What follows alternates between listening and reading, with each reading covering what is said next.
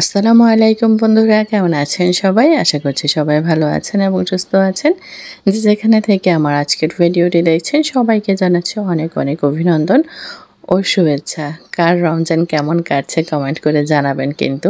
আলহামদুলিল্লাহ এ পর্যন্ত আমাদের প্রতিটি রোজা সুস্থভাবে সুন্দরভাবে কেটেছে। আশা করতেছি সামনের রোজাগুলো সুন্দরভাবে সুষ্ঠুভাবে পালন করতে পারবো। আল্লাহ সেই তৌফিক দান করুক সবাইকে এবং সঙ্গে আমাকেও। তো আজকে হলো আমাদের এই জায়গাতে এসেছি। জায়গাতে বলতে মানে এখন আর জায়গা নেই, এখন একটা বাড়ি হয়ে গেছে। আমাদের বাড়িতে এসেছি।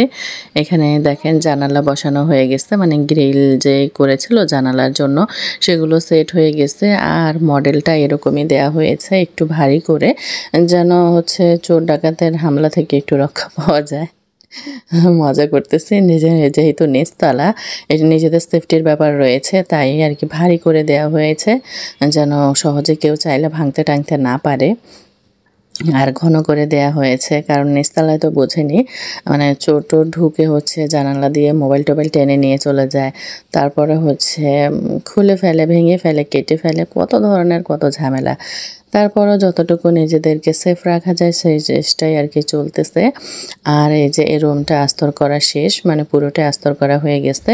দরজার ফ্রেমও বসানো হয়ে গেছে, এগুলোকে ফ্রেম নাকি চৌকাঠ বলে, যাই বলে মানে একটা তো বলে, বসানো হয়ে গেছে। আর এই যে এটা হচ্ছে ওয়াশরুম আর হচ্ছে কিচেন, এই দুইটা এখনও মানে আস্তর করা হয়নি, আর হবেও না, কারণ এগুলো তো টাইলস বসবে।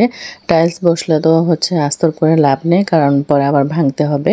আর এই যে জানালা দেখাচ্ছি, জানালার থাই দেইনি, মানে আমি বলেছি যে থাই দিলে হচ্ছে, থাইয়ে যেহেতু রান্নাঘর ছোট হয় জানালাও ছোট, তাই হচ্ছে থাই দিলে অর্ধেক জানালা আটকে থাকে, হাওয়া বাতাস ঢুকতে চায় না।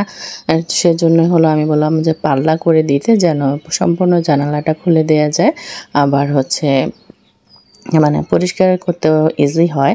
কারণ থাই এক সাইড আটকে থাকে, তো চুলা টুলা বসালে থাইয়ে ছিটকে গিয়ে ময়লা টয়লা পড়ে, গ্রিলের ভিতর দিয়ে হাত ঢুকিয়ে থাই ক্লিন করা খুব কষ্টের কাজ।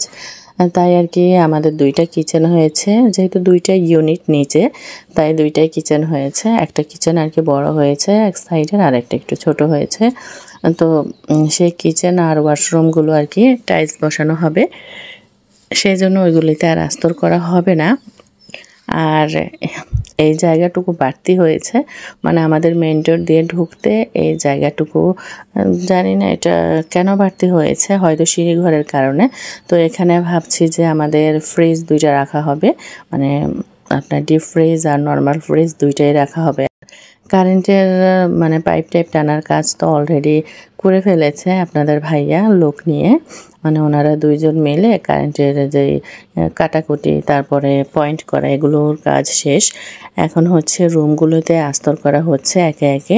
এই রুমটাও আস্তর করা হয়ে গেছে, আর এখানে এই রুমের উপরে আর কি বড় করে দেয়া হয়েছে, তার কারণ হচ্ছে এখানে থাই বসানো হবে, মানে থাই দিয়ে আর কি দরজা সিস্টেম করে দেওয়া হবে। এটা হচ্ছে ফলসাদ।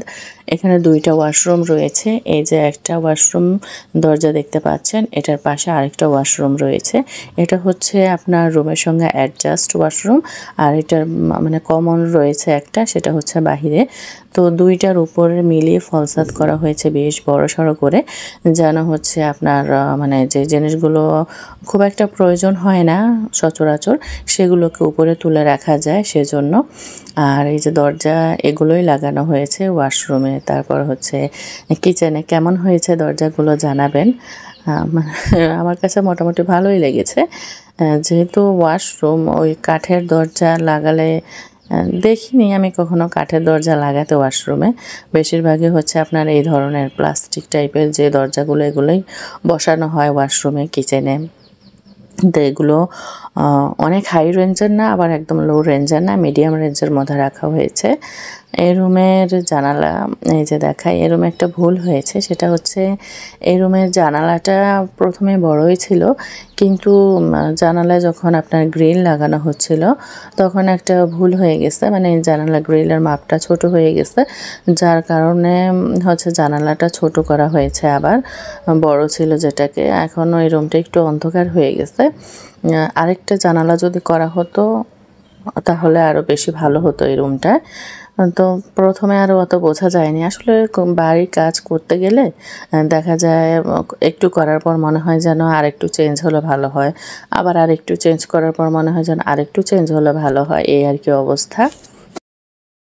আর এই যে এটা হচ্ছে আরও একটা কিচেন, এই কিচেনটা একটু বড় হয়েছে, তাই এটার দুইটা জানালা করে দেওয়া হয়েছে যেন দুই দিক থেকে আলো বাতাস ঢুকে। আপনি চাইলে দুই পাশে রান্না করতে পারবেন, আপনার যে পাশে ইচ্ছা। তো আপনাদের ভাইয়া বলতেছিল যে তাক কীভাবে বসানো হবে কিচেনের, তো সেটাই আর কি দুজনে মিলে বলতেছিলাম যে এমনে হলে ভালো হয়, অমনে হলে ভালো হয়। তা আপনাদের ভাইয়া বলতেছে দুইটা জানালা দেয়া আবার প্রবলেমও হয়েছে, সেটা হচ্ছে তাক নিয়ে, মানে ওই এক সাইডে যে সিঙ্ক দেওয়া হবে সেটা আর কি ওই জানালার কারণে হচ্ছে দিতে একটু সমস্যা হচ্ছিল। তো যাই হোক সেটা ব্যবস্থা করা হবে মিস্ত্রিদের সঙ্গে আলাপ আলোচনা করে, কারণ তারা তো ভালো বুঝে কোনভাবে করলে কোনটা ভালো হয়। তো অনেক কিছু যুক্তি পরামর্শ করলাম কিভাবে কি করলে ভালো হয়, সেগুলো করা শেষ করে এবার বাহিরে চলে এসেছি।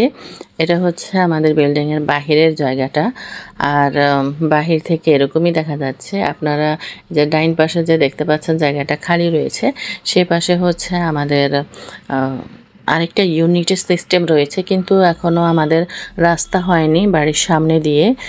এখানে নাকি আরও চওড়া করে রাস্তা হবে সরকারিভাবে, তো তখন হচ্ছে জমি হয়তো আমাদের আরও ছাড়তে হবে। সেজন্য এখন আমরা চাইলে আরেকটা ইউনিট তুলতে পারতেছি না, কারণ যদি আমাদের জমি ছাড়তে হয় তখন দেখা যাচ্ছে আমাদের ভাঙতে হবে। তাই আর কি আব্বু বললো এই ইউনিটটা আপাতত খালিই থাক, যদি রাস্তা হয়ে যায় তাহলে পরে ভবিষ্যতে দেখা যাবে। আর আমাদের টাঙ্কির কালারটা কার কেমন লাগছে, আমার কাছে তো বেশ ইউনিক লেগেছে, মানে অরেঞ্জ কালারের টাঙ্কি, এর আগে আমি খুব একটা দেখিনি। এবার দেখলাম যে প্রায় অনেকেই অরেঞ্জ কালারের টাঙ্কি বসাচ্ছে, দেখতে বেশ ভালোই লাগতেছে। তো আমাদের দুইটা টাঙ্কি লাগবে, আপাতত একটা দিয়ে কাজ চলতেছে, আরেকটা পরে লাগানো হবে। এই ছিল আর কি আমার আজকের ভিডিওতে। তো কে কোথায় থেকে আমার ভিডিওটি দেখছেন কমেন্ট করে কিন্তু জানাবেন। আর আমি আজকের মতো তাহলে এখানে বিদায় নিব। সবাই ভালো থাকবেন, সুস্থ থাকবেন, নিজেদের খেয়াল রাখবেন। আল্লাহ হাফেজ।